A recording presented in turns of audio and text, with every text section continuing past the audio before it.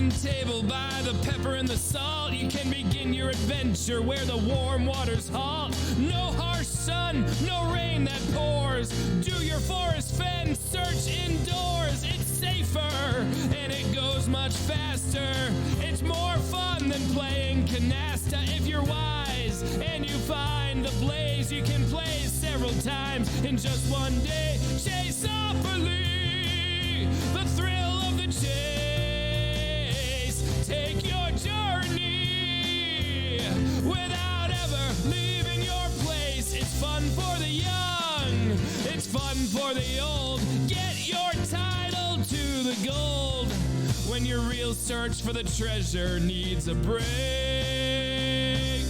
Play Chaseopoly, the thrill of the chase.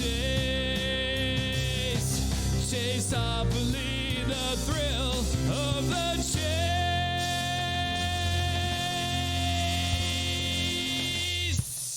Okay, and we're live, everybody.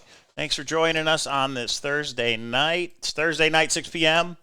So even though we're on quarantine lockdown day 184, you still know it's Coffee with K-Pro and Cow. And tonight, we're very happy to have special guest, Covert One. Say hi to everybody, Covert. And you're muted right now. Hey, there folks. How y'all doing? So you know him, you love him. Actually, you don't know him. That's why his name's Covert One. But we're going to talk to him here for the next hour or so. How you doing, K-Pro? Maybe your next door neighbor. You don't know. These are the things that can happen. That's right. And you forgot to introduce our other. I mean, she's not a special guest because she's like, it's K-Pro Cow. What's her name again? I can't remember. Ann. They call her. Like Raggedy Ann? I gotcha. Ann, like Raggedy Ann. A guy, everybody had one of those dolls, girls, when they were a kid, didn't they? I know that's not what one of those are, but. Yeah. I would have figured you would have called her Christy, no? Because it was, given to you. What's my middle name? Oh, that's right. Okay. What's my aunt's name? Is that Ann? Is that right? There's that's the one name that all the females have. Okay. All right. There you go. There's a little trivia for you guys because she's so sweet. Her name is Ann. Because she's so sweet. Okay. So we remind everybody that Super Chat's on and everybody thumbs up the video for having Covert One on. So thanks for coming on, and I'm assuming you want to talk about a couple things, which is why you wanted to come on. I think this might be the first time you've been on, at least by yourself. Yeah, I think your show, as far as coming on to any shows out here, this is my first time on your show, so thank you guys for having me. Mm-hmm. My apologies, my webcam is broken. My video is not working. I could not get that to function, so I'm really sorry about that, Mike. My bad. So I'll try to do better next time. Yeah, all right. How convenient. Actually, he was on, and right before we went live, it turned off. We're not sure what happened, but, video issues. Yeah, so, technical issues, Right. So I'm just going to say this right now because I know somebody is going to speculate it somewhere.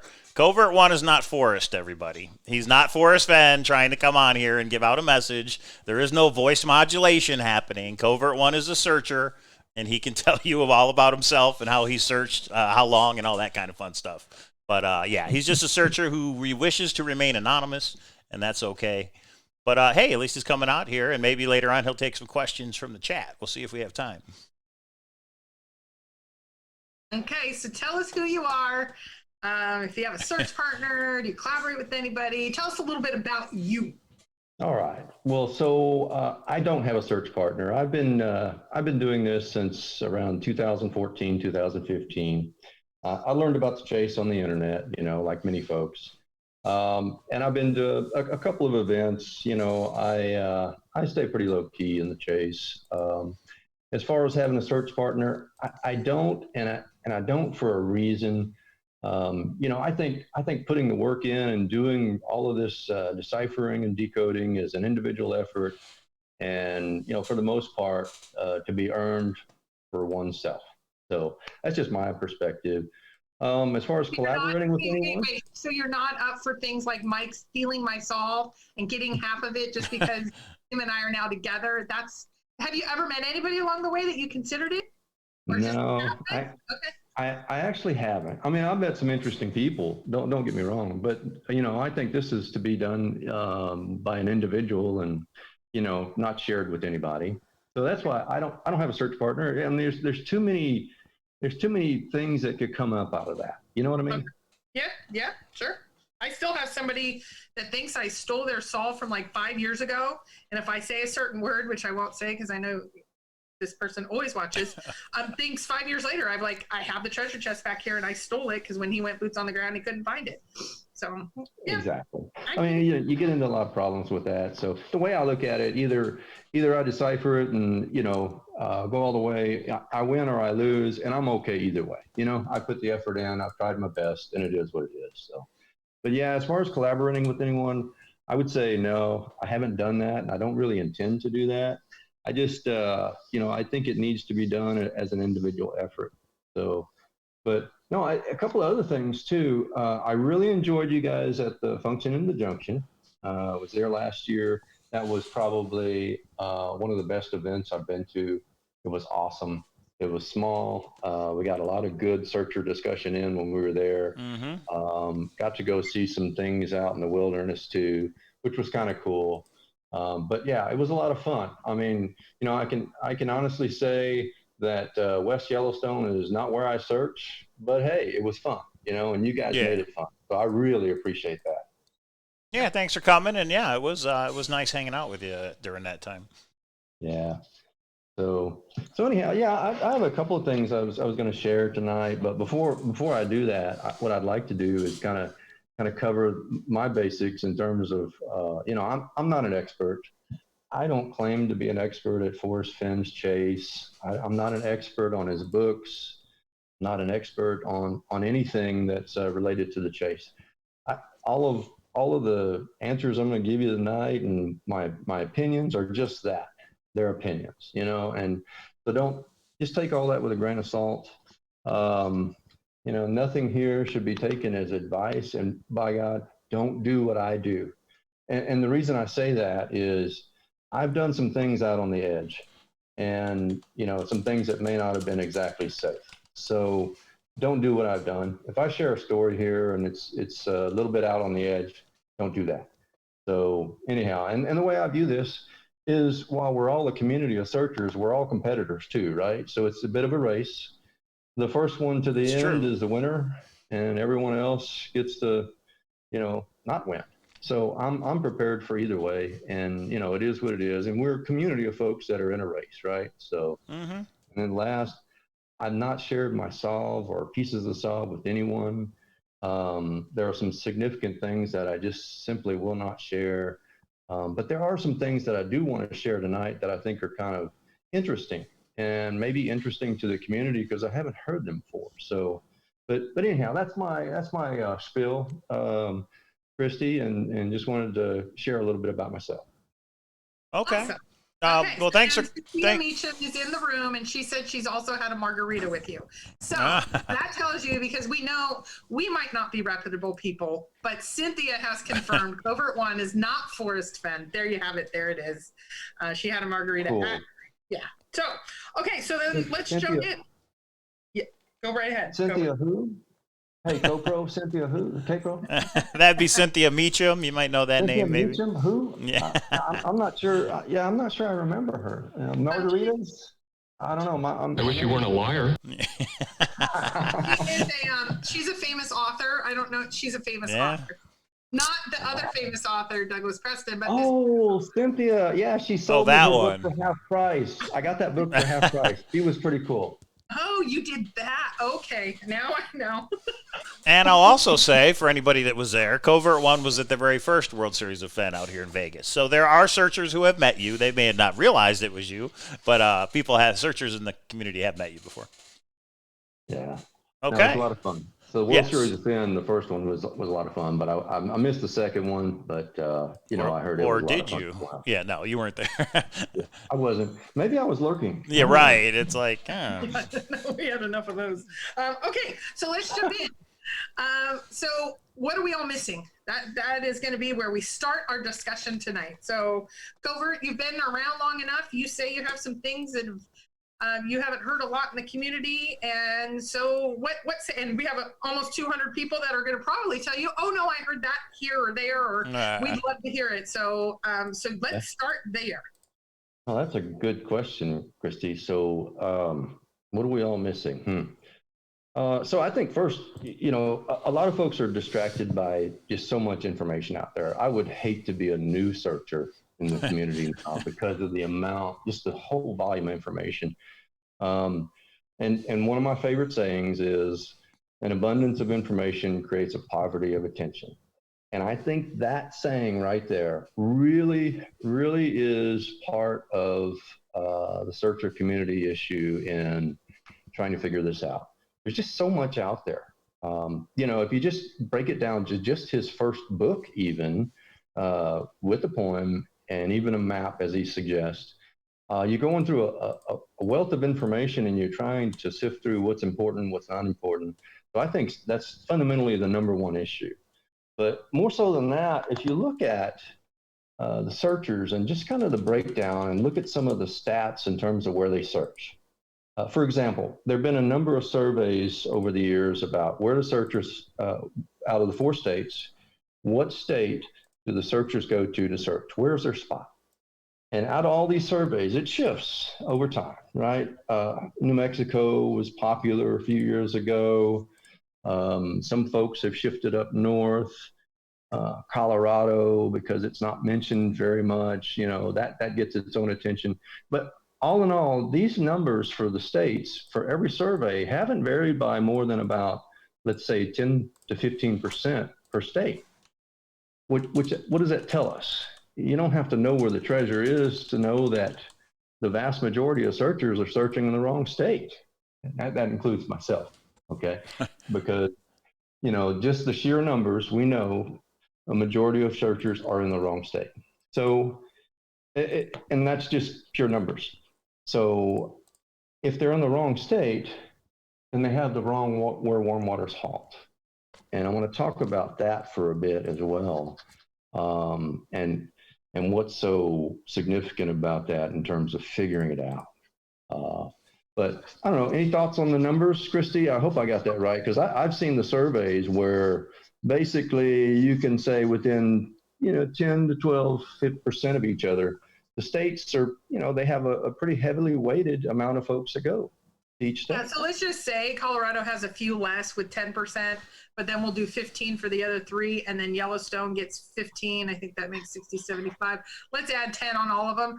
It's pretty evenly dispersed. So if it will be in one of those, let's say it's in Colorado, that means about 90% are wrong. If it's in Yellowstone, another 90% are wrong. If it's in Wyoming, 85% are wrong. Whichever one it is, a majority of people are wrong. And then that does mean a majority of people's WWWH is wrong. So I see the logic there. Yeah, I mean, so it's just basic numbers. You don't have to know which state is the right state to know that. But so let's drill down. All right, let's look at where warm waters halt. Let's understand what are the issues in deciphering that, and why is it that so many folks are so spread out. I mean, if everybody went 95% to one location and it was a slam dunk, I'd understand, but nobody seems to be able to, with any level of certainty, figure out where warm waters halt. Okay.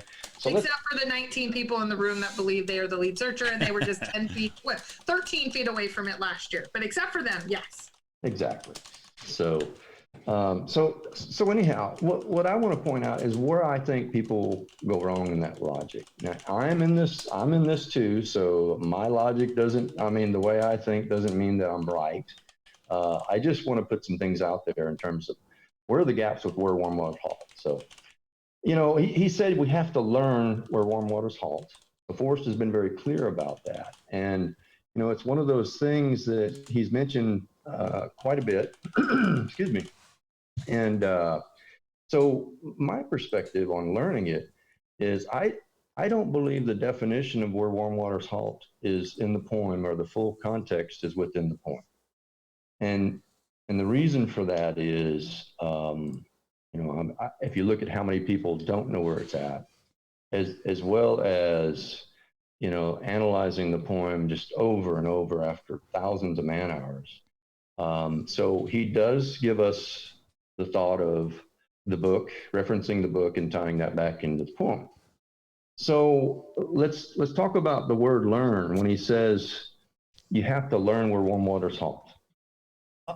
You know, that implies something different than interpreting the poem, in my opinion. And people say the first stanza has some significant information and that tells you where to go and so on and so forth. I don't believe it gives you the full context. So if he said you have to interpret where warm waters halt, or you have to decipher where warm waters halt, he may have been pointing to the poem, but he didn't. He said you got to learn it. And in my opinion, learning implies that you put in the time and you put in the effort. And the other facet of learning that's kind of unwritten is you got to grow in knowledge. And interpreting is different. You can interpret something and you're not necessarily growing in knowledge, but learning, you're growing in your knowledge. So to me, that's key. All right. And then he also says, well, if you don't have where warm waters halt, you might as well stay home and play canasta. Okay. So that word learn is key. And so is the book. So the other word that I think is key is the earning it. Whoever finds the chest will earn it. And he's even said at times, you got to earn it mostly with your imagination. That is a key saying as well, when he says he wants you to earn it. If you look at Forrest Fenn and you understand the things that are important to him, you look at several themes in his life and in his interviews that are important to him. I mean, character. Just the thought of character is very important to Forrest. Yeah, he's a trickster. He loves to play jokes on people. Sure, we get that. But he's also one that thinks character and integrity is important, and hard work and earning it is important. One of his videos that he came out with, it's one of the shorter videos that is out there. He actually says, I don't have a lot of respect. Now I'm paraphrasing. I don't have a lot of respect for folks that don't try. And he has respect for people that put in their full effort. So all of that said, knowing a little about Forrest and knowing that he wants us to earn it, and knowing that he's used the word learn in reference to where warm waters halt, to me, that doesn't say interpret the point. To me, it says we got to do some homework, some research, and looking back at the book and other references.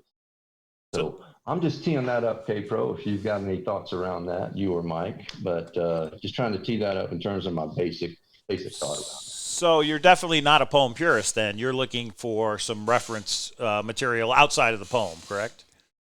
Absolutely. Okay. So, okay. Yeah. So, I get it. Yep. It sounds pretty straightforward. I like it.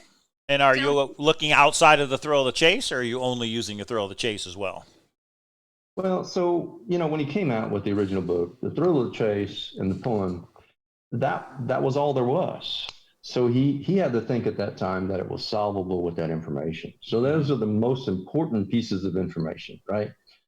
He later on came out with the other books, but you know, I don't think he would put someone on a wild goose chase to say, here's the book, one book, and then later on add in information in the other books. Well, but he had lots and lots of other books, previous things in his life that people have utilized.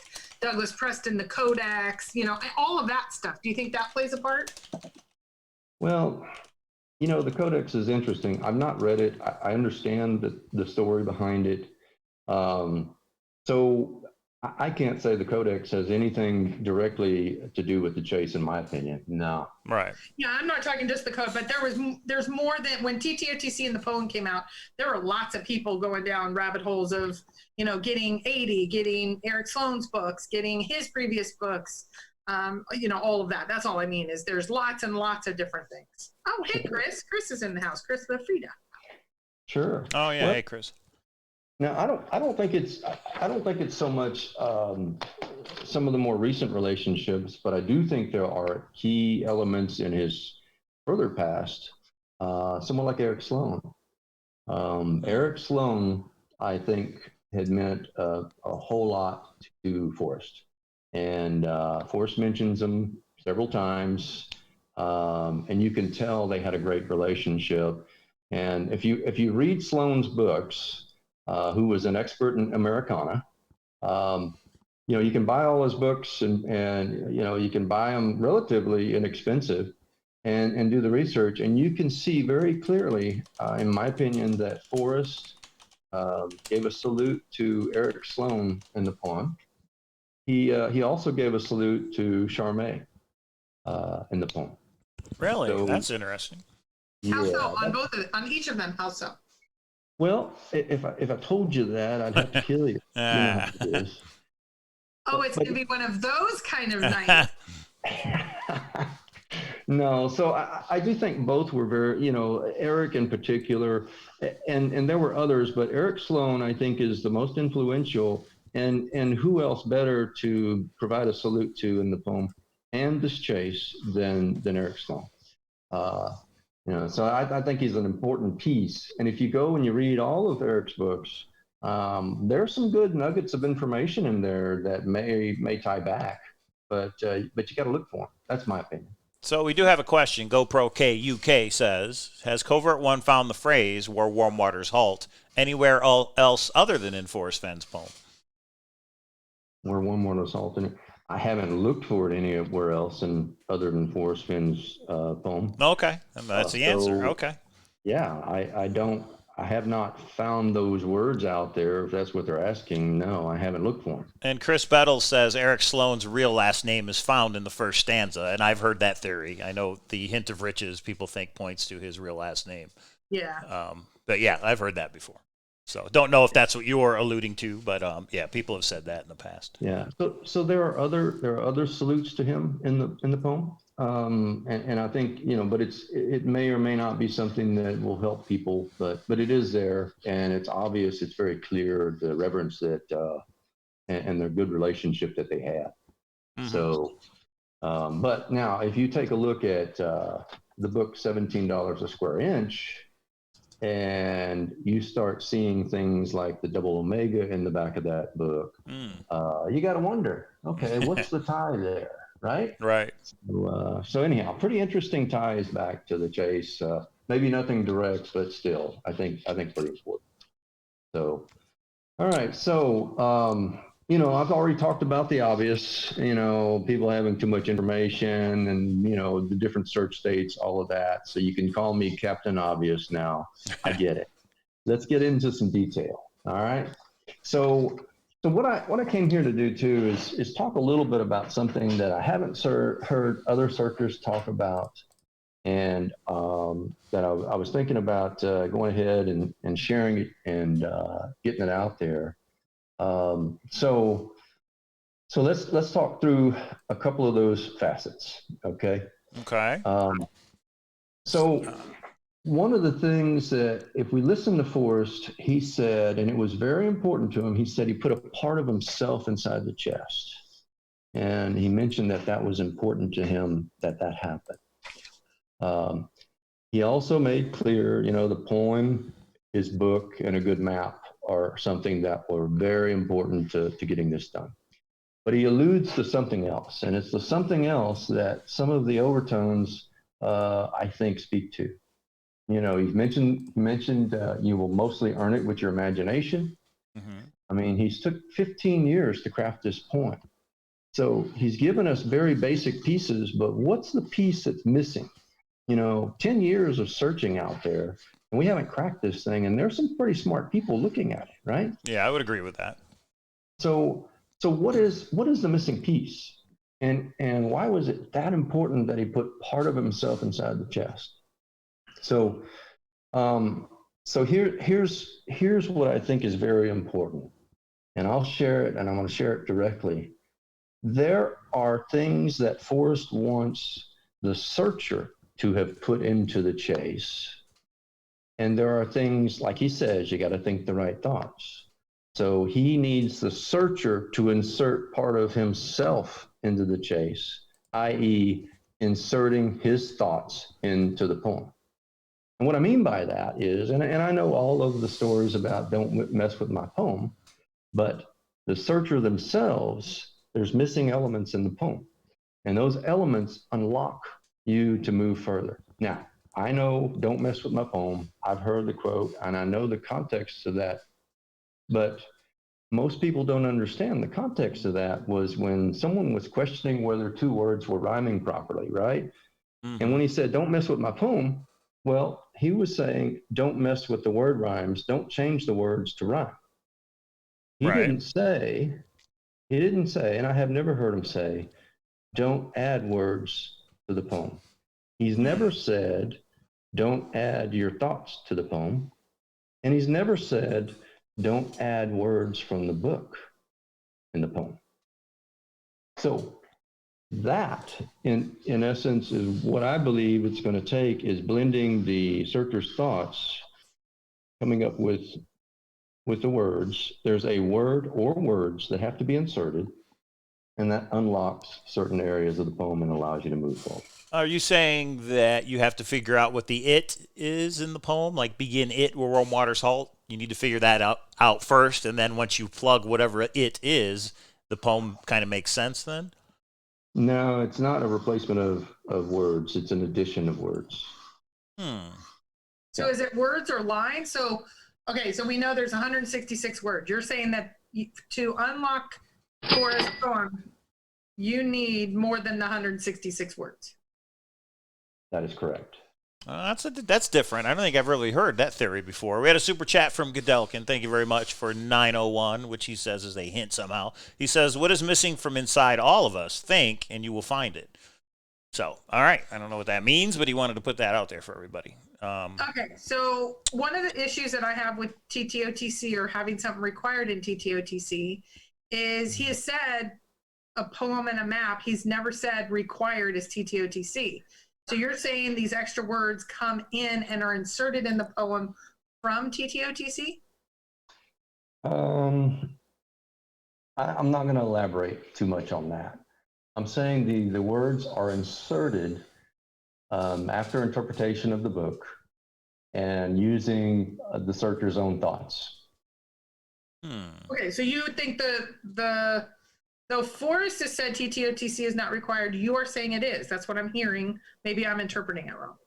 So I'm saying the additional words that you insert in there come from the searcher, the mind of the searcher. But you really need the background in TTOC. You need to understand that and the bigger picture, in my opinion. So I know he said you have to think different things, because in that Richard Eads interview, which I've always thought was very important, Richard Eads says you have to research and study, and Forrest says no, you just have to think different things. So we could read the poem literally, but it's kind of what you're saying is you've kind of got to not change the meaning, but you've got to look at it a different way. And you're saying maybe the way you do that is you insert these other words to get a different meaning out of the poem when you read it? That's correct. And when you say think the right things, that is a piece of thinking the right things. Yeah, and he says imagination. So I'm with you there. I'm not sure about adding words to the poem, but I could say instead of reading the poem literally, we're supposed to read it and come up with a different interpretation of what it means. Now, if you're saying the way we do that, the way we figure it out is by these extra words, that's interesting because I've never heard it put that way before. That's right. Because remember, Forrest put something of himself in the chest. It was very important to him.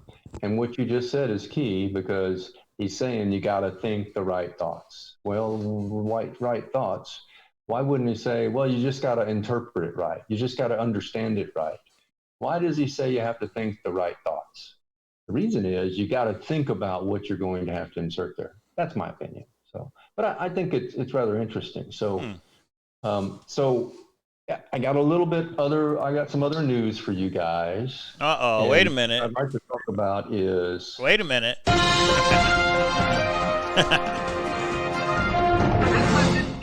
That's awesome. Thanks, Mike. And just so everybody knows, we don't know what Covert One's about to say. A lot of people probably think we've already gone over this. We know what you're going to tell us, but we don't. So, yeah, take it away. Yeah, so the news, what I want to do is... I want to elaborate and kind of unpack that further. So here's where I want to go with that thought. And I've struggled with this. Do I share this? Do I not share it? And quite frankly, I got to credit you, Mike, and Christy, but Mike in particular. Mike, we've corresponded a number of times this week. You have helped me so much in making this decision to let this out. Christy, the same with you. I mean, you've been wonderful in helping guide me to release this information. So I really appreciate y'all's guidance on that. So the struggle is this, we've been in this for 10 years and nobody's cracked this thing, right? It took Forrest 15 years to craft this poem. So Forrest has 25 years invested in this whole chase. 25 years, 15 of crafting, 10 of everybody searching. And there's a lot of people that are out there that haven't solved it, right? Including myself. Forrest is approaching 90 years old. So, you know, my perspective is with everything that's happening in the world today, I wanted to share 2 words that go into the poem, and maybe that'll help someone. Okay. Maybe it'll help someone. I'm not sure that I can move any further in solving the poem. I put years and years of effort into this, and I want to share the 2 words here on your show, Mike. And again, thank you for all of your guidance this week, and thank Christy for all of your help this week in helping me. Send the frog if you find it, everybody. These 2 words. Here we go. Okay. All right. Word. Okay. So, well, I don't know if anybody's interested in hearing that. Yeah. And then the internet cut out. Yeah. Right. Oh, I'm sure everybody's interested, whether they believe what you're saying or not. They want to know what you're talking about. This is where Forrest cuts our feed. So hurry, say it, because he's going to do it. I know he's going to cut the feed. Okay. So are y'all ready? So here it is. The 2 words that you have to think of that you insert in the poem that unlock everything are this: rabbit hole. Yeah. Oh. Uh-huh. That's it. I kind of thought that was coming, to tell you the truth. Now, are you saying that the poem really does lead you down some rabbit holes? I think the poem does lead you down rabbit holes. Absolutely. Well, obviously, yeah. We're all chasing rabbit holes, right? So absolutely it does. But wait, are you serious? That's your 2 words? No, I'm not serious, K-Pro. Okay, you just went into crazy territory there for a minute. I'm glad I misinterpreted. Don't say cut the string on the book, whatever you say. String. Oh, that's better than grenade in chess. I mean. But you are serious about inserting the words. You really do think that is the key to unlock the poem? It is one of the keys. It is not all of them. Oh, so interesting. That is one facet of the poem that does need a part of the searcher's thought to insert it and be able to put a word in to make it clear. And when I say a word, it's word or words to make it clear. So that's what I want to share. Is that word or words different than the word that is key? Or if you've seen the interview we did with Forrest, he says there's one word in the poem that's more important than the others. Does that help with that? Or is those totally different things? Yeah, you know, if you go back to when he originally said that, people got hung up on that, and they listened to him, and they said, well, you know, there must be a keyword because Forrest said that, a keyword. Well, actually, Forrest said something slightly different. What he said was there were people. I'm paraphrasing. There were people focused on a word that was key.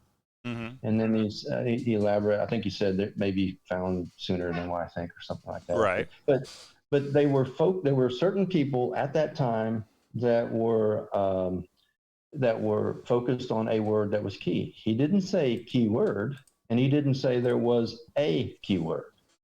But everybody seems to think that. And I know in your recent interview, you asked point blank, and, you know, there was one word that seemed to be more important than the others and so on. But put it this way, if you can't find where warm waters halt, if there's some other word that defines more specific information, who cares? Because you're not in the right, in some cases, not in the right state, right? Yeah, right. It really does come down to where warm waters halt. I mean, you can have the word that is key, but if you don't know where warm waters halt, it doesn't really help you, does it? Sure. Right. So anyhow, people in the chat are already asking, is the word you're supposed to insert a word that is already in the poem, but you insert it somewhere else? Yeah, well, I probably shouldn't say that. So that's a no, or you don't want to answer? Yeah, that's a probably shouldn't answer. Okay. You know? All right. All right, but people are thinking about it. They're kicking over your idea for sure. Yeah. So, but anyhow, and I think again, it goes back to you're going to have to earn it with your imagination, mostly with your imagination, and that's what I believe that Forrest had said and wants us to do. So, And Heavy Loads with the super chat. He says one word will help more than the others, is what he said. That is correct. He did say there is one word that will help you more than the others. Now, what does that mean? I guess everybody could have a different interpretation of what that means, but interesting. I've never thought of adding words. In other words, I've thought of a different interpretation of the poem. You know, most of us are reading it literally, but I've never thought of adding words. This for a second. Mm-hmm. Don't mess with my poem. How is taking words that are not in the poem after he's crafted it like an architect, and you come in and you're putting an extra house in the plans? How is adding a word not messing with this poem? Sorry, I'm not the smartest knife in the drawer. So what am I missing here? Isn't that messing with this poem? So don't you have an advanced degree, K-Pro? I think you're pretty advanced. I need a crutch because someone needs to explain the obvious to me. This is messing, Covert. Yeah. Well, listen, you know, when he said, don't mess with my poem, what's the full context of that? Okay. I'll give you an example. Oh, I think he said Covert One at the end of the sentence now. No, I have seen, let me give you an example of taking things out of context. I've seen people take and release a recording of just seconds of information about someone that you don't know the full context of the conversation, right? So that's not something that you could ever interpret. You could only walk away with a snippet of information. This here, the context of that is he was approached with a couple of words in the poem that did not rhyme exactly, and someone suggested changing one of the words, and he said, don't mess with my poem. So it's in that context. So we know we're not supposed to change a word or refine it to make it rhyme better. So that's what he told whoever it was that asked that or proposed that to him. But he didn't say you can't insert your thoughts or words in the poem.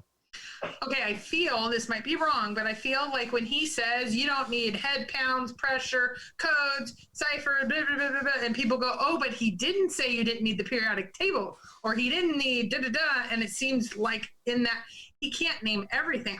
I'm not rejecting it. I am just pushing the envelope to see if it logically holds. Seems like there's some messing. And we got another super chat from Heavy Load, so thank you. And he says, yes, don't mess with this poem is correct. In other words, that is what Forrest said. Yeah, and I wish Terry Scant was up to date because I was looking for the exact quote and I cannot find it. I put in mess thinking that would be, but it's not. So, well, you know, it's a theory, and I wanted to put it out there. And the reason I wanted to put it out there was I haven't heard it talked about. I think it is an important piece. And I knew I would get this discussion about don't mess with my poem. It is what it is, and if it helps somebody, that's great. But you know, just don't use those two words rabbit hole because it doesn't fit anywhere. Okay. So, those are not the words, to be clear. You're going to tell us what the words are? No, those aren't the words. Yeah, they're not rabbit hole. Okay. Okay, so we know what the word is. Two of the words that are not. Are you going to tell us any of the words that are? No. Now, are you saying you figured all the words out, or you've only figured some out, and you're not sure what the rest are? Well, so, you know, I don't think anyone can argue that they figured everything out. I mean, Forrest has said, you know, until you have the chest, you don't know if you have the right where warm water's halt, right? So he said that. So because I'm not holding the chest, I don't have it. I haven't found the chest. And until I do, I won't know if I have the right where warm water's halt, and I won't know if I have the right salt, right? Well, so here's what Cynthia Mitchell, I'm sure you've never heard of her, just a random searcher in the chat. She said in the New York Times interview, Forrest said, I messed with his poem by looking for the blaze instead of WWWH. Well, she didn't follow the poem. Well, so if following the poem is messing with it, adding stuff to it, do you take anything out, Covert? No, I don't take anything out.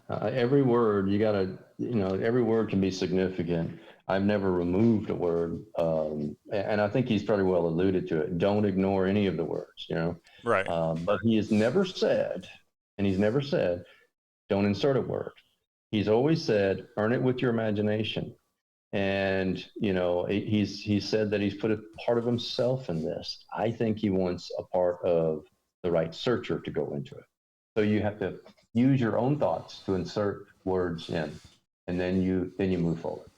What I would say, based on what Cynthia just shared, is that you got to follow the poem in order. It's from stanza 1 down to stanza 6 in that order, I believe. Anyway, Actually 2 to 5, but yes. Right. But you know what I mean. I don't think you jump around. In other words. Yeah. Okay, can I ask a few more questions, and feel free to just shut me down? Do you believe WWWH is or where Warm Waters Halt is the first clue? Yeah, he actually said that it was the first clue. I know, but you some and people I interpret some things differently sometimes. So do you believe with the whole Terry Scant, you have it in your hand by the time you're at Terry Scant in the poem? Well, that is an interesting thing, because Terry Scant, he's saying, get the heck out of there, right? So I have different views of that than most people that I've heard in the chase. And okay, so that means no. Yeah, and that's fine. You're as valid as anybody else's. Do you believe that warm waters is physical waters that are warm to the touch? Or you think something else is going on? Now, that's a good question. That's a very good question, because everybody gets hung up on that. And we've got this, dip your toe in it comment and some other things that are pretty funny. I believe where Warm Waters Halt is a point that is subject to heavy interpretation. I mean, if you think, he has put so much on the starting point of this poem, and he says, Forrest tells us, if you don't have that, you might as well stay home and play canasta. You might as well not even go until you know what that is. So there's so much writing on that. To me, it makes it the most difficult. And what I mean by that is, why would someone build a poem that hinged everything on its starting point and make it easy? It's not. It's not. And I think that's one that you got to heavily interpret. And to me, where Warm Waters Halt, does it have something to do with water? Yeah. Is it going to be an easy thing to find? No way. Well, that obviously. Is going to be incredibly difficult, right? Yeah. Yeah, I was going to say that was a politician answer until the end that you gave the answer. So you said, yes, it's water, but Mike said, is it water warm to the touch? And thank you, Jan Schutz 174 for the super chat. I'm going nuts. I need to go boots on the ground. Hi, everybody, and stay safe searching. We're all that way. That's why there's so many of us in here, not only because Covert One's our guest, but because we're all having cabin fever. Right. So let me answer it this way, K-Pro. So where Warm Waters Halt has something to do with water, but where Warm Waters Halt also doesn't have anything to do with water. Oh, I don't know if that helps. People have the double meaning. I get that. Okay, I'm good. I don't know if that helps you. Yeah. Let me see. It does, but it doesn't. But I'm being serious. It Right. does, and it doesn't. Now, it's interesting because I'm not going to say who, but there's a searcher who reached out to me recently and said, what if the clues have double meanings? What if there's a literal meaning, but then there's also this other meaning, like a double meaning when you go through the poem? And that's kind of what you're talking about. Where Warm Waters Halt could be physical water, but it could also be something else. Now, do you think those two things would be in the same location? So if you can figure out one of the two, it brings you to the same spot or the same starting point. Yeah, but it's really hard to say. It does and it doesn't, and I'll leave it at that. But I think that is the most. If people are randomly going out there looking for where Warm Waters Halt, that is the most complicated, difficult piece, in my opinion. Mm-hmm. And why wouldn't it be? Because it's the starting point that he says, without it, stay home. And right? he says it's the hardest clue. Yeah. Yeah. All right. So it is very difficult. Because I can with the super chat, just because I love Pac-Man, my background. Okay. Thought I'd put a video game up because that's what a lot of us are doing nowadays. And isn't the thrill of chase just a game, different type of game? Go ahead. So I want to see if people agree with Mike or me on this one. This is a total tangent based on what just happened with super chat.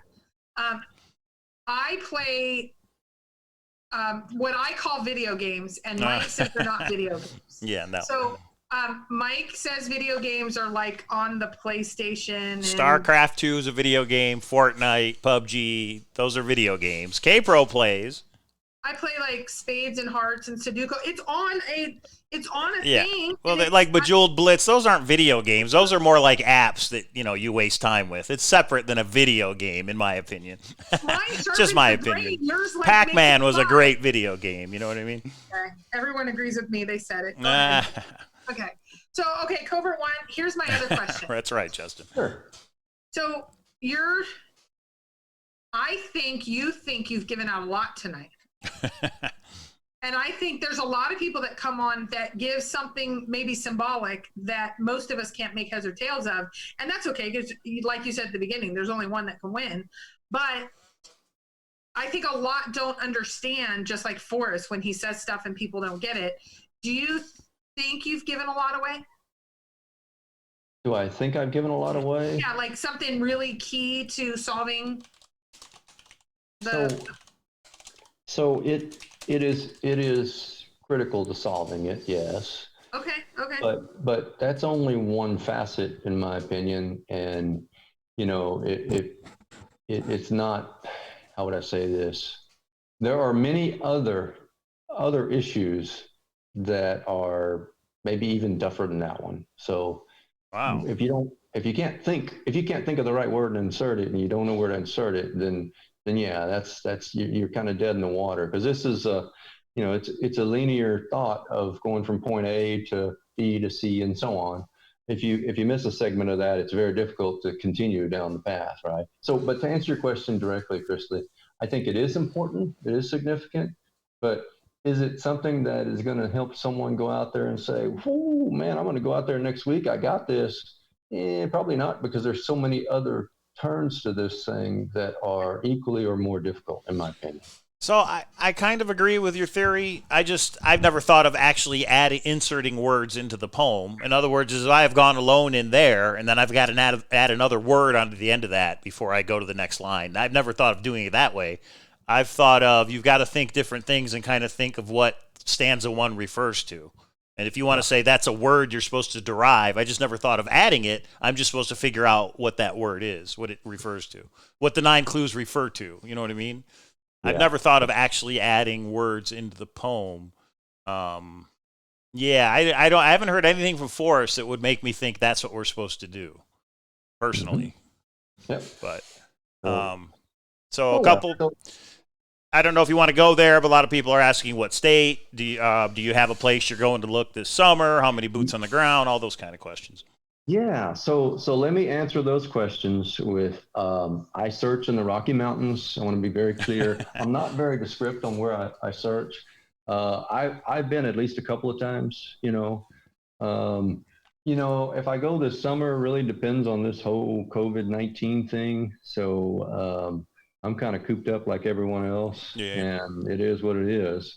But no, I don't answer a whole lot of questions, because people want to know, where do you search? Where do you search? Well, let me since we have 2 guests tonight, I think it's important. Do you think it's true, Ann? Wait. So Ann, do you think it's true that you insert a word into the poem? Ann? Oh my gosh, you disagreed. Yikes. Thank you, Ann. You are wonderful, Ann. So Heavy Lows just said the poem is very straightforward. Just follow the directions. And I actually agree with that.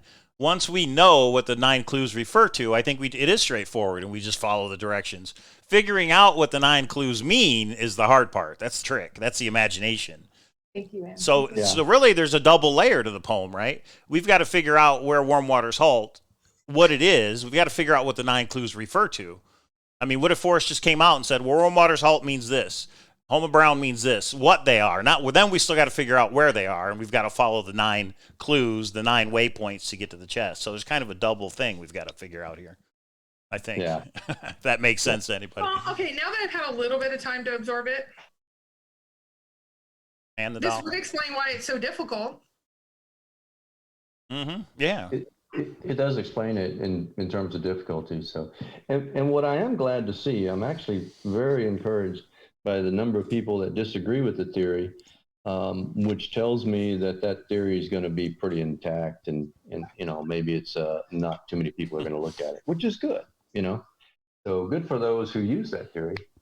So Well, anyhow, the hey, main thing is you have somebody that came on with an idea that's very different, willing to go out there and have 260 people, and about 200 of them are saying no, no, heck no. But it's just he's not saying, hey, you guys are wrong. He's just saying, I think this is something interesting, and I think I might be right, and willing to share it. So you got to appreciate all of those things. But then you kind of take a step and go, do you, don't you? My first thought is no, no, no. But then I have to absorb for a little bit and think maybe, because guess what? None of us have it. And I know you left it last year. You were 20 feet from it. No, you weren't. So we all have to consider thinking differently. And this one definitely falls in that category of thinking differently. So, oh yeah, it does. So let me ask you this, Covert One. Do you believe you're supposed to identify what the blaze is before you go out to look for it?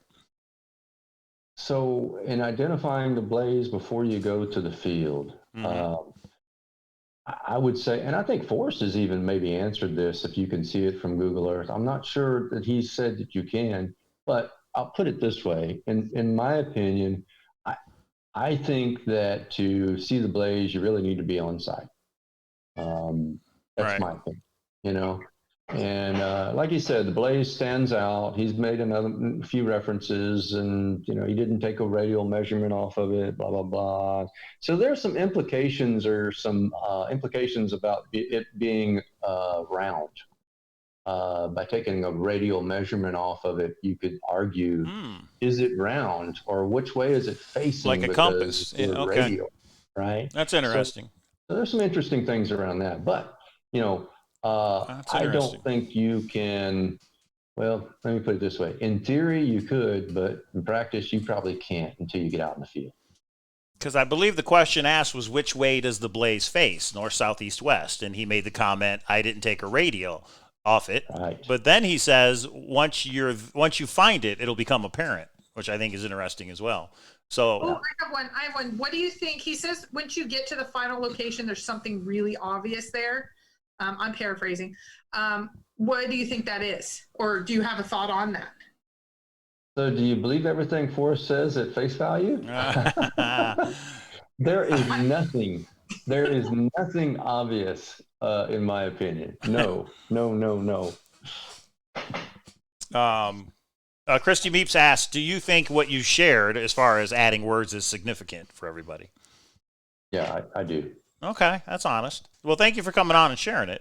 Yeah. I know a lot of people don't understand it. You know what I mean? It's contrary to how they think about the poem. But do you think the words, or have you in actual practice, the words that you're inserting, if you derive them from the Thrill of the Chase? Do you think the subtle hints in the Thrill of the Chase give you the words that you're supposed to insert? You know, that's a tough one to answer. I'm probably going to leave that a little nebulous. I'm not sure that I want to answer that, but I can tell you this: in my opinion, the Thrill of the Chase is critical to identifying where warm waters halt. You almost can't do it without his book. I mean, without the context of the book, you can't. And I believe that as well. That if there's a subtle hint, it's got to be about either what warm waters are, or where they halt, or how they halt. It's got to be something involved. Exactly. And Justin brings up that the poem says, if you've been wise, past tense, and found the blaze. So some people think you are supposed to figure out what it is first. Jan shoots with another super chat. I didn't take a radial isn't an answer. Oh, so he's trying to say that Forrest did a little trickery there. When the person asked him, does the blaze face north, south, east, west? And he says, I didn't take a radial. He's not really answering the question, is he? No, he's not answering. He's evading a little bit. You're right. He did say, okay. But he did say, when you're there, it'll become apparent, which is interesting. Then speak, maybe. So, and we're assuming something, and he's not going to correct us he's told us that. When someone assumes incorrectly, he lets them think wrong, and he doesn't correct them. Yeah, exactly. So, there's other pieces of this that I think are important too. I mean, the whole time element, the time component of this is really interesting. I mean, the obvious here is there's 24 lines in this poem, and there's 24 lines for, I think, a good reason. And so the time element is a piece of this. If you had to figure anything out, where this location of the chest is one aspect, but what in the world does time have to do with it? You got to wonder. And I think it's an important thing because I like to search at a certain time. I've searched during the day. I've even searched at night. But there is a particular time that I like to search for that reason, and I think it's important. So there is a time component to this as well. So start thinking about, I mean, in terms of what you have to add in to get this solved. Let's say it was not only a space or a point out there that you had to identify, but let's say it's a point that you had to identify and you had to be there at a particular time. Mm-hmm. Wouldn't that be so much more difficult to solve? So like a certain type of day, like Indiana Jones, where the sun hits a thing and it like throws a shadow at a certain thing. Well, it's not potentially, but what if you had the concept of only a certain type of day? Because that's what I think Toby and Shelley are getting into, summer equinox and winter equinox, and there's certain things on only certain days. Well, yeah, but if you think about just finding the where is difficult enough. Right. But you know, the time element, what does that have to do with it? It's very, very difficult, in my opinion. So I know there's a time component, but I just don't, you know, I have some thoughts on it, but I can't share. But I think it's very interesting that there is a time component to this. Well, have you always had one solve, or have you had multiple solves? No, I tell you, when I first got into this, I didn't have the book, and I was reading online. I took the image of the book cover and started to do a little bit of just superficial homework and understanding what this was all about. And I had a thought, so I made my first trip without having the book, which was a bit foolish. But at the same time, it was probably a good move, because I went up into a certain part of the Rockies and I got a chance to look around, and I wasn't tainted by the book. I wasn't tainted by the stories or any of it. I only knew what I knew. And there were some interesting things that I found out there on the first trip. Then I've ordered the book, and I did all the research just like, you know, most folks do. Read the book, ordered his second book, of course, read it. And then I started to try to put things together. And from my perspective, going out there without the knowledge of a book actually helped. It really did. Because it gave me a different perspective. And then when I got the books, I could see how everyone was maybe pulled into these various rabbit holes and tangents, and how difficult it could be trying to decipher the information. Okay, so do we want to take questions from the chat? Oh, why not? What do we think, guys? What are the put at KPro or at Cowlazars so we can ask the various questions. So yeah, it's different. I need a little bit more time. Is there a quote from Forrest that says one must research to solve the poem? I don't think research. He does say think. He said think different things in the interview, and the guy straight up said you have to research, and he interrupted him, and he says, no, you just have to think different things. Super chat from Richard McKeever. A place where warm waters halt, home of Brown, a wheel, pirates, canyon down, there's a place where these tie together. Oh, so Richard's got a place where all these things kind of meet. That's interesting. Denise says, is to your point on the two-step process, Forrest said to unlock the poem. So she's saying the word that is key unlocks it. Then once you've done that, to know what the poem basically means, then you've got to marry the clues to a map when you know what the clues mean, the 9 clues.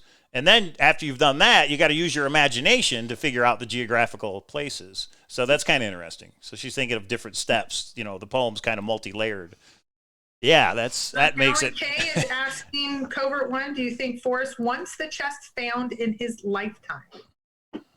You know, like he said, he was kind of ambivalent to it, and I got to believe him on that. That he didn't care once it was out of his hands.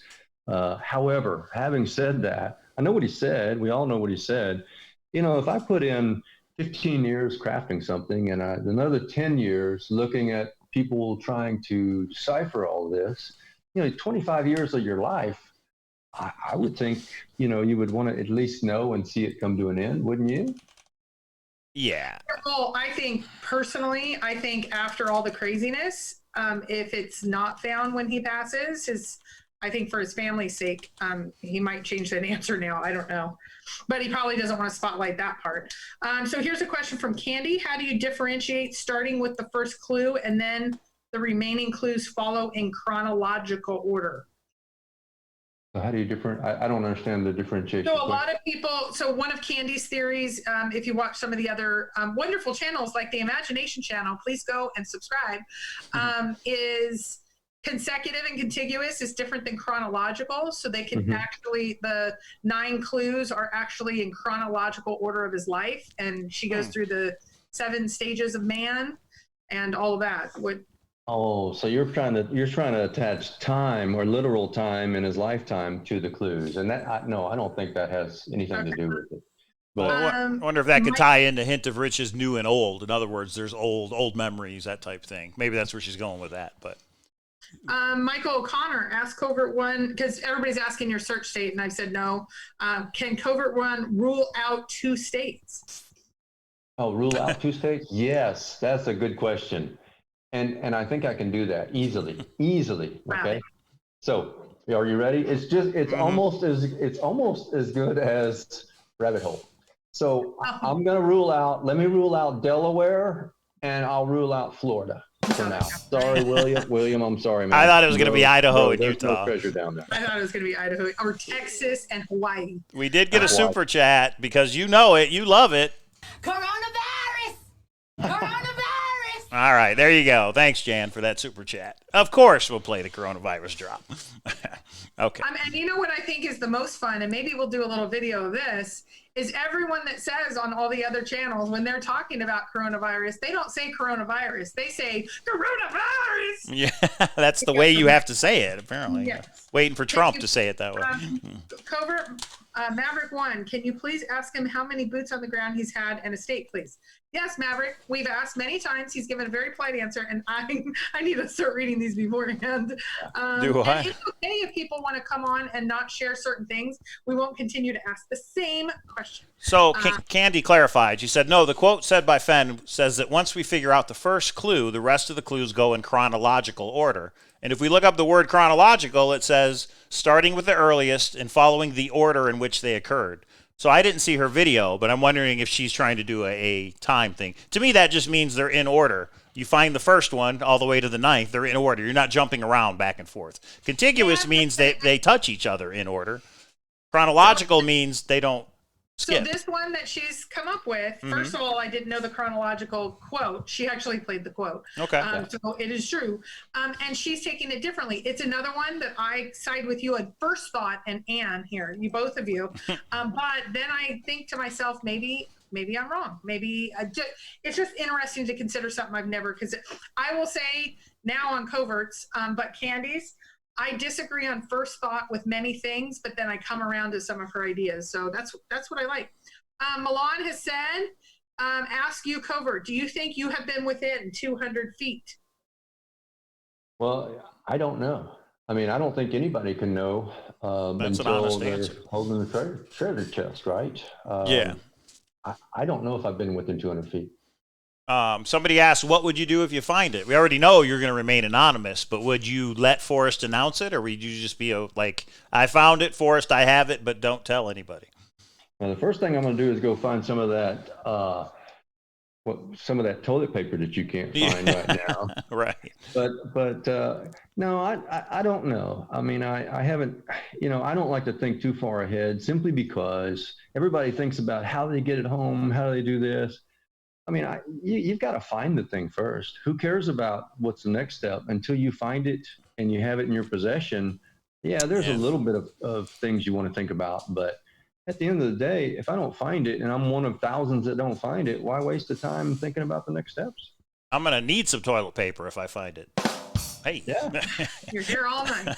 Okay, Michael O'Connell has a follow-up question. It's Mr. Smarty Pants elusive. You ruled out certain states. Can you ask Covert One if he can rule out 2 states from either Montana, Wyoming, Colorado, or New Mexico? No. Okay. He just doesn't know yet, guys. That's why. Stop harassing him. Super. Yeah, William.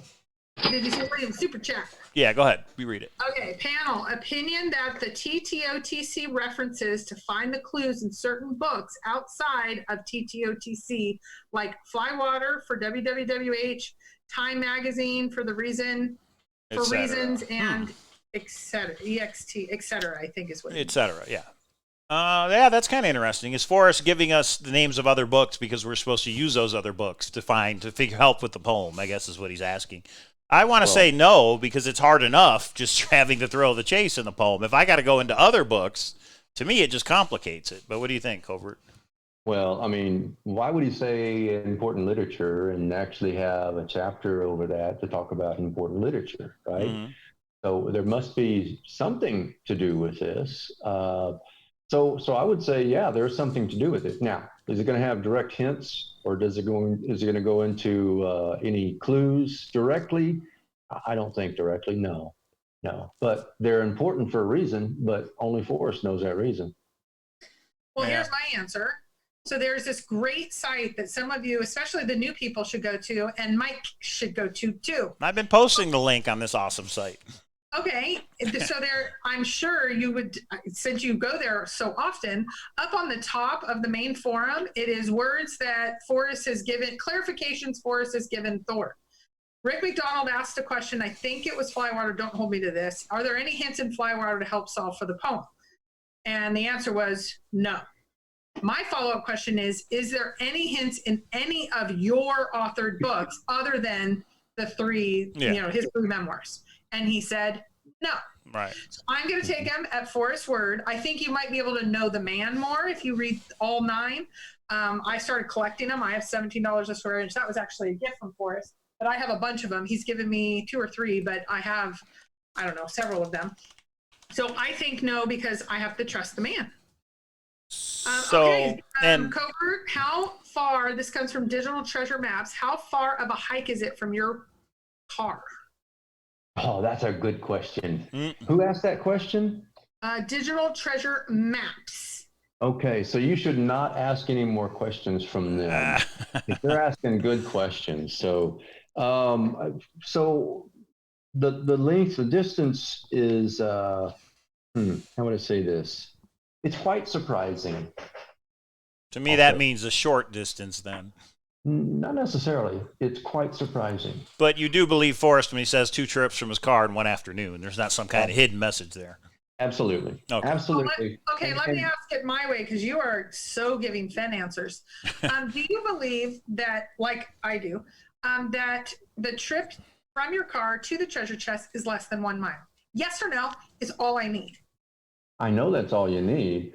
So I can't answer that. But let me say this. There is an interesting piece of this that I think is important. And when Forrest was asked, did you take the same path there that you did back? And when he was asked that, he said, yes, I did, because it was the most direct.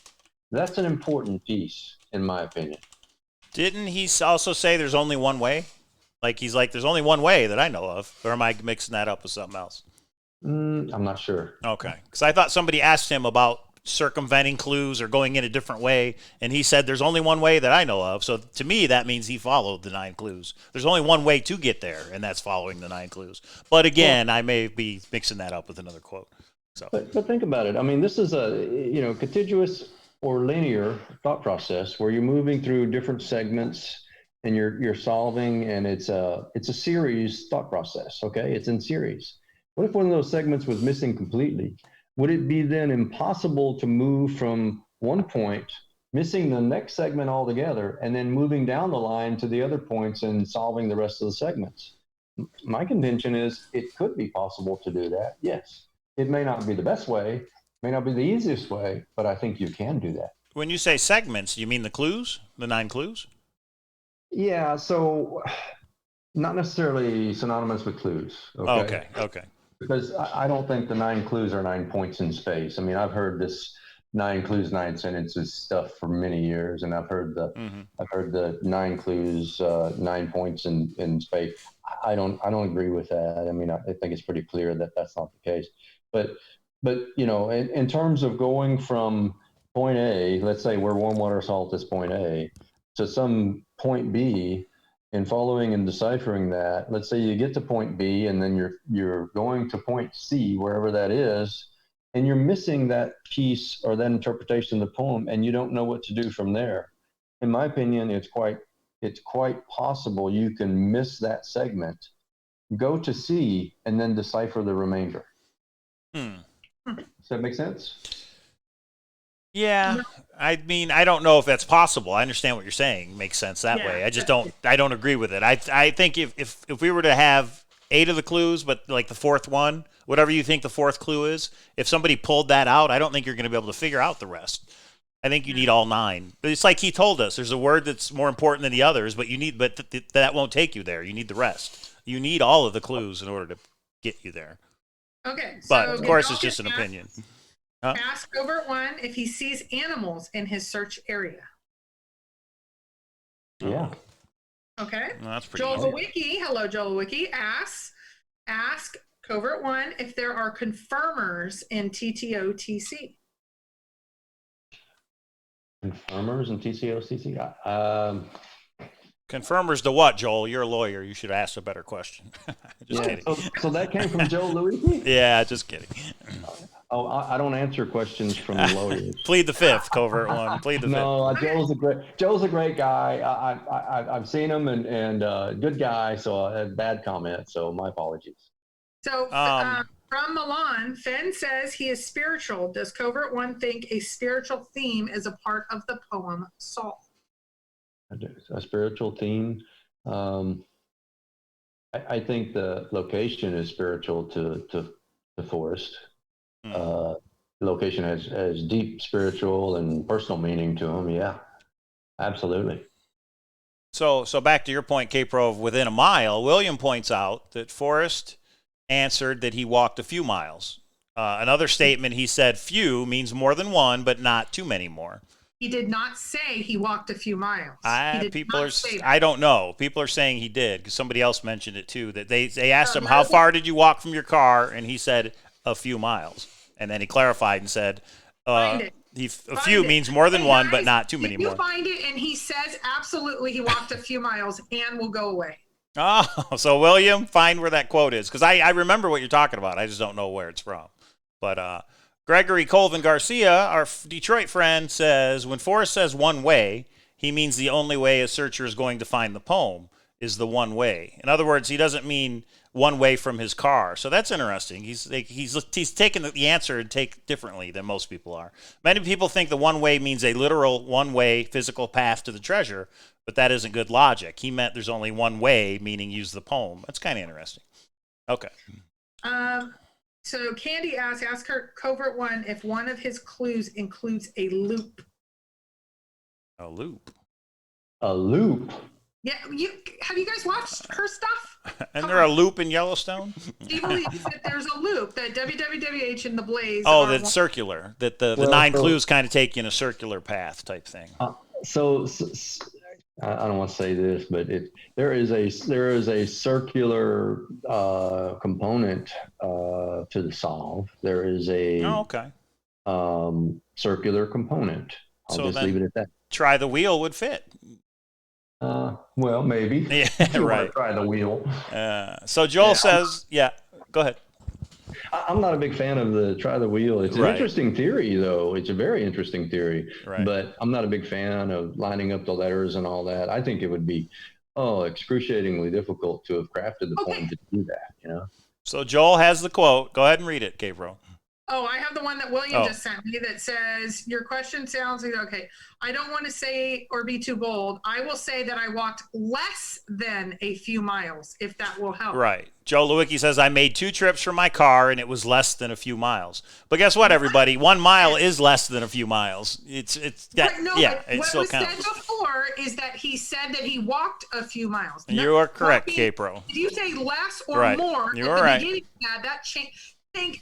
I'm so glad you're here, Ann. It's less than a few miles, everybody. Not that he walked a few miles. So you got him on a technicality, K-Pro. You're right. Ann is here to stay forever. Gedalkin asks Covert One, what elevation does he think the treasure is located at? Oh, that's a good question, too. Well, that means he's not going to answer it. He's going to go into his political answer. Yeah, that's a great question. I know what location it is between the elevations. I mean, it's between 5,000 and 10,200 feet. But you know that lends itself to another question. Why the 10,200 feet? 5,000 the round number, 10,000 the non-round number. I asked that the other night in the chat, but you go ahead first. Yeah, but think about that. I mean, the difference between those. I mean, how do you crunch the numbers? Is there some average? Is it on? You know, is there some significance, or is he just messing with us? So that's an interesting one. Well, somebody, yeah, go ahead. No, go ahead, Mike. No, I was just going to say somebody had brought up that they thought the majority of the Rocky Mountains is 10,200 down to. He just gave the general area of elevation of the Rocky Mountains. So I don't know if that's true. Is there any mountain peak that goes above 10,200 feet in the Rocky Mountains? Well, they were saying that a certain tree line changes, and it's actually 10-2 is a very common map delineation where it's not 10, it's actually 10-2. It was the other night, I think it was in Carter's chat. That exact question came up. 5 is substantial, but why 10-2? And it's a tree line, something about a tree line. I don't remember. I wrote it down because I thought it was good because I've always had that question. Digital treasure maps. The one that you said is watch out. Good questions. Here he comes again. Ask Covert One how old Fenn was when to and developed. Ask him how old Fenn was when to and developed fond memories of the treasure location. How old was he? When he found his spot, in other words. Well, he says, I won't answer that directly. Fenn says he still stays in the mind of a 13-year-old, right? Didn't he say that? Something. His mind stays about 13. Yeah, his mind stays about 13. So, you know, you gotta wonder if it's 13 years old was significant and for this spot, you know? Mm-hmm.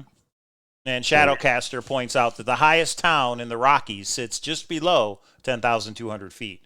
So to me, what he was saying is 10,200 is your high point. In other words, that encompasses all of the Rocky Mountains. He gave one of those answers that is really a non-answer, kind of, sort of. Yeah. Possibly. That's what he does. That's right. That's his thing. Right. Okay. Okay. Anything else? Wow.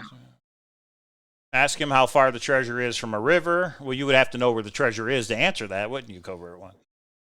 Yeah, you know, that's another interesting question. You know, when we mention water, I've done some really crazy stuff out there when it comes to water and the chase. Not a lot of people have done this, but I've actually scuba dived in relation to the chase, and have done that because I had to clear a spot. And this particular spot was moving water, and the moving water, when you scuba dive in moving water or river water, it's pretty dangerous. And when you go out there and you put in and you do what you need to do, you know, you get swept downstream and there's not a lot that's going to save you, you know? Mm-hmm. So in terms of that, I abandoned that thought a long time ago, got what I needed out of it. And since then, of course, Forrest has come out and said it's not underwater, but I had to clear a location that was related to water, right? So go ahead. Clear. Wow. You said you cleared a location? What do you mean cleared? Yeah, clear in terms of checking it off and eliminating it. Oh, got it. I thought you meant like cut down. So in other words, you thought it was in a river or some water source, and you went and scuba dived and looked for it, right? You wanted to thoroughly check it. Not necessarily it. Oh, I had to look to see, because there was some information that I felt I had, that I had to clear this location and check it off the list. So that's basically it. So Holly wants to know, what do you think of the capital B? In brown. Oh, it's pretty tall, isn't it? Yeah, you got to wonder why he did that. Why is it so tall? You know, it's capitalized. Everybody thinks it's a proper name, but it's not. I mean, it would be too easy. You're not doing the work, in my opinion.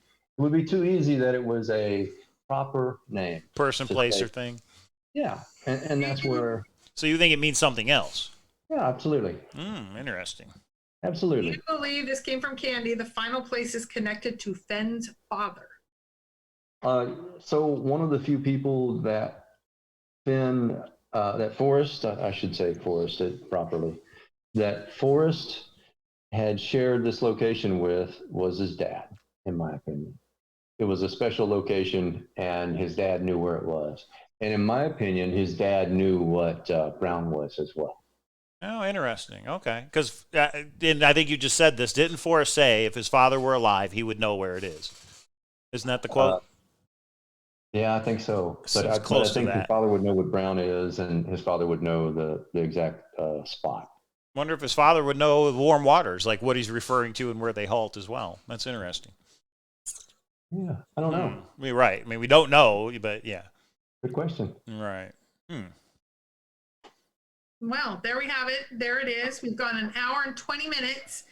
I want to say thank you. This has been, I at first thought, I'm like, no, but we got to consider everything, guys. We're all missing something. So we don't have it yet. So we need to consider everything.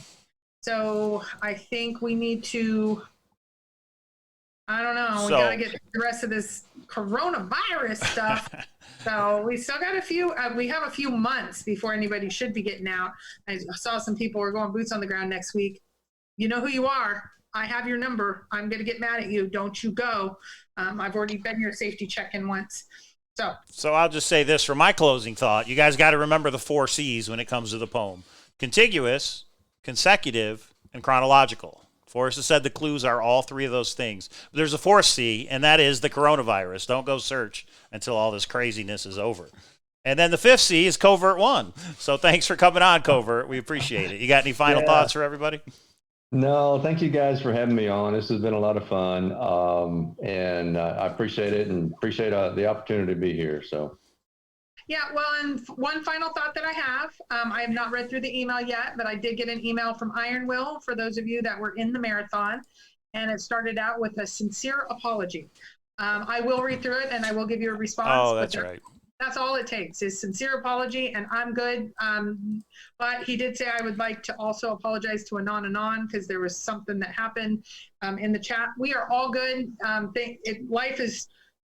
Life right now is too serious for us to hold grudges. I had a bad moment. You had a bad moment. We're all good now. So thank you for reaching out. I will reach back. I got it in the middle of the show. So, but just wanted to say thank you for, it's made a lively time. So, and that's why we need to take this seriously, but not too seriously. And that's why I had to just kind of take a step back when I came back and smile at the world. Because I have Ann. You guys don't have Ann. Ann actually moved during this video. You guys could go back, try and find it. Oh, by the way, that cask being found was an April Fool's Day joke. You know that, right? Oh, what a jerk. And also William saying he got his check already was a April Fool was a joke as well. There you go. Checked my bank account and called Mike to check his thing. William. William says, did you get Iron Will's email on April Fool's Day 4/1? No, right now. No, he's sincere. He's good people, William. You're posting people get money. People are having a hard. You don't joke around about that. You obviously didn't read the other entries in his little bank deposit, did you? That was the joke. Actually, I would think that, but I think that of him. Like she thought that was you. That's even more funny, actually. Yeah. So I learned that from K-Pro Jan. Oh, I know. Yeah, heavy loads. I can put a link to the beginning of the. Okay, so for the marathon, everybody, for those of you who don't know, we did a live 11.5-hour or so marathon. But I had to make an edit to that video and re-upload it, which I did, and that means the chat is gone. So the marathon's there, but the chat is gone. So I will put a link to the part 1 of the marathon right now. Link to the video in the chat. There it is. Let me do that. What are we doing next week, K-Pro? Do we have any idea? We have a couple people from the marathons and things that have wanted to be on, so I'm going to try to start coordinating that. And here's what I will try to owe you for maybe next week, maybe the week after. I'm going to go through the video and find the questions that would not be answered. He shall not be named, like on Lord Voldemort. The questions that Forrest would not answer during the interview. I'm going to list those. It's not going to be him saying no to each one. And Mike, is it time to start doing a clip maybe next week or no? A new yet. Forrest. Wait a minute. Is that what you just said?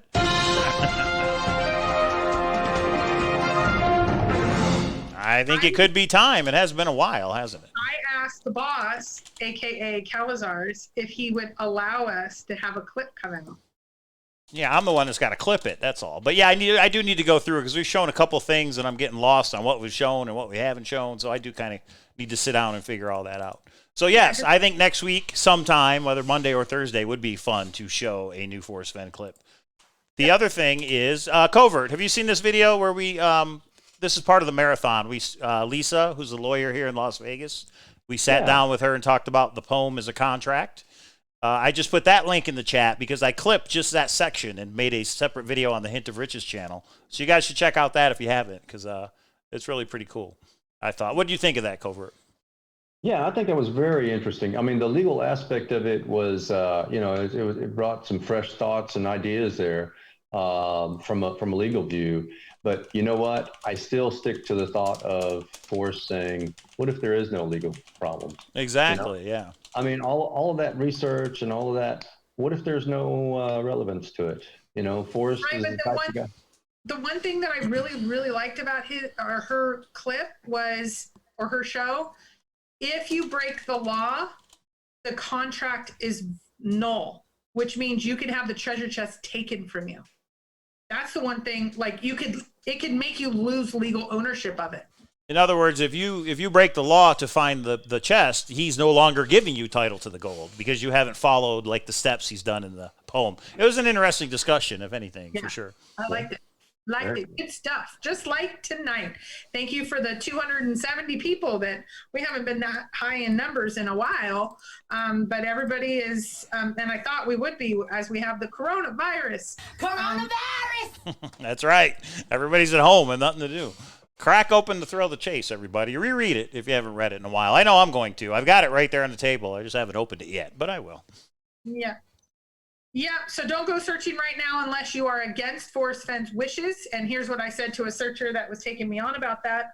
The problem is, yes, you are allowed to own your own life, but once you die, your family's going to get mad at Forrest, or Forrest is going to get hounded by the press and other people. See, you made another person die. Help protect Forrest. Don't go out now. There. He said wait till June 1st. So boots on the ground season does not start till June 1st, everybody. Yeah, and if you watch Monday night, even though it's during our show, I talked to Toby for a while today on projections. Do we think that, like right now we're at April 30th, what does it look like for peak out, et cetera? I think it's going to be longer than April 30th. And I will the whole social distancing? Mind. Yeah, like, I'm telling you. It's going to be a stay-at-home order probably through June. And I just got things lined up again, and I will lose my mind if that happens. So... Evelyn, if you come on the show, then we'll get 1,000 simultaneous views. Mike, do you split eights in blackjack? Yes, you always split eights in blackjack. Although blackjack's not my game, but I would say yes, you always split eights in blackjack. Jan, and thank you. Oh, wrong one. Thank you for that super chat. We do appreciate it. Yes. I'll have to be there the first day the poker room opens back up in Vegas. I have to be there. I have to be there. Well, if you guys heard, they're already taking room reservations for May 1st. The casinos are like, we will be open May 1st. You can book a room right now, at least at Caesars. Now, of course, they may not open. It may be extended, but they're optimistic. They're probably going to throw a big party for the first day it opens, is what I would think. I'm now mad at Cynthia. She said that's confirmation the chest isn't hidden in New Mexico. I was in the mountains a couple of days ago, and it is searchable now. No, it's not. Here's the thing. Even though you can maintain a distance, and I know we have jungle fever. I know we have cabin gold fever. Yeah. Gold fever. What you have to go to the gas station then. You have to touch the gas on. If we all just stayed home for 1 month, this would be done like China. If we all continue to go out because we're having cabin fever and gold fever, it's going to be months. And I can't get to Vegas then, people. You need to stay home for K-Pro. And for Forrest, too. And for the chest. And for the safety of America. But for K-Pro, for God's sake. Okay, I'm off my soapbox. No NFL draft, Czar says. That's right. Everything's being canceled. It is crazy. And when you coming back, Czar? Probably when the casino's open, huh? No Diamond Lounge. K-Pro just got her card, and they shut it down. Isn't that something? And Czar, I am 400 points away from getting it for next year, and I can't get it. I need 400 points. That's it, 400. That's all I need. Yeah. There you go. Anyway. Okay, everybody. Covert One, thanks for coming on. Oh, go ahead. Thank you. What's that, K-Pro? People are still playing golf. Golf? Okay. Because golf's important in America. Okay. Well, if you can stay away from everybody, I guess that'd be okay. I don't know. No, you're wrong. You're Oh, wrong. speaking of stuff to do, I wanted to get a group together to play StarCraft 2. Anybody? StarCraft 2, it is free to play. We could play against each other. I haven't played in years. I would have to relearn the whole game. But if there's 3 or 4 of us, we could all play against each other, get good enough where the 4 of us play against somebody else, 4-on-4. But anyway, if anybody out there, StarCraft 2. I was actually Willy Wonka in StarCraft 2. And still have that name, by the way. But anyway, that's just an idea. Or chess. I like chess, too. Covert One, what do you do to pass the time? Me? Oh, I work on this chase stuff, and that's all I do. You know? Yeah, I hear the you. last few years. So no, I do a little bit of water skiing and just boating on the side. Oh, that's cool. Okay. Yeah. All right. Battle plan will be Team 4. I've never played those, so.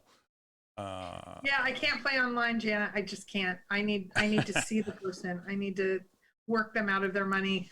Somebody said we should do a Chaseopoly over Zoom, where we all play over Zoom somehow, some way. So if you guys are interested, maybe we can make that happen. I'm not sure how exactly we would do it, but we could get together and have some fun. All right, so Justin, you got it. Thanks, everybody. Yeah. I know. I'll go beat her up verbally later. Cynthia. Yeah, Nice. She's saying why you need to get out. No. So The safest place to be right now is in the wilderness in the sunshine alone.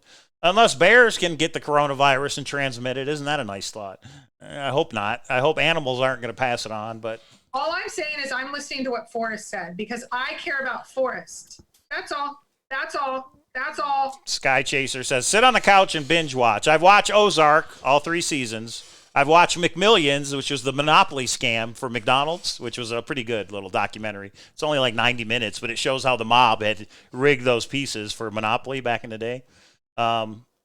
The Outsider was good on HBO. I've been watching a lot of stuff, everybody. And you got to watch The Tiger King. I was a little on the fence about it because I heard so much crap about it, but if you watch it, it really is funny. Watch The Tiger King. 200 vlogs Crazy on people. Cowlazars channel. To go Well, through. there you go. You can watch that too. All right, everybody. That's it. We're going to end it. Thank you, Covert One. Come back on sometime and tell us how your boots on the ground goes this summer.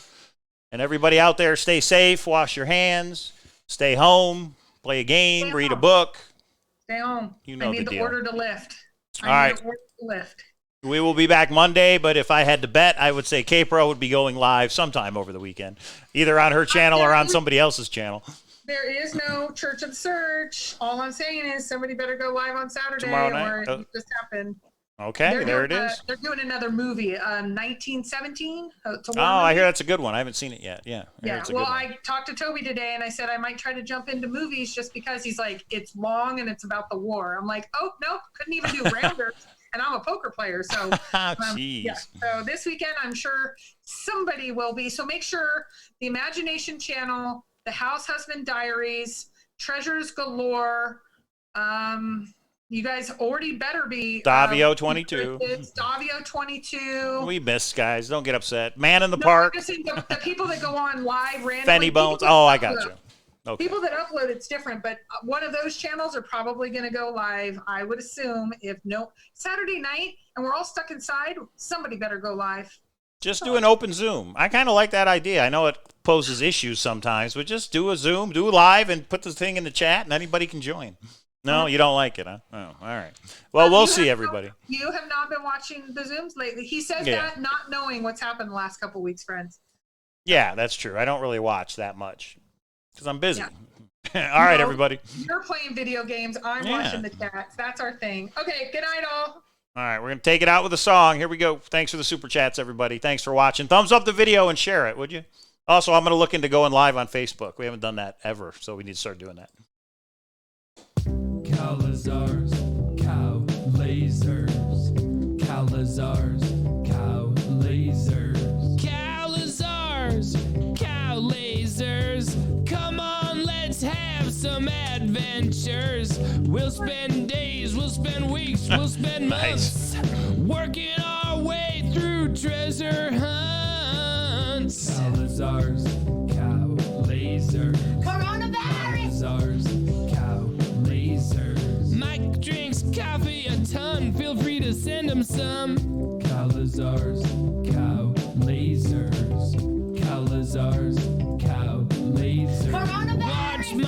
once, you'll want to watch him again. James Frey once called him to talk Forrest Fenn. Cowlazars, Cowlazars, you cannot go wrong. You could even say bovine photons. Now let's get going on the double. Let's talk treasure hunts. Let's talk puzzles. Coronavirus. Cowlazars, Cowlazars, Cowlazars, Cowlazars. Bye, everybody. We'll see you this weekend, I'm sure.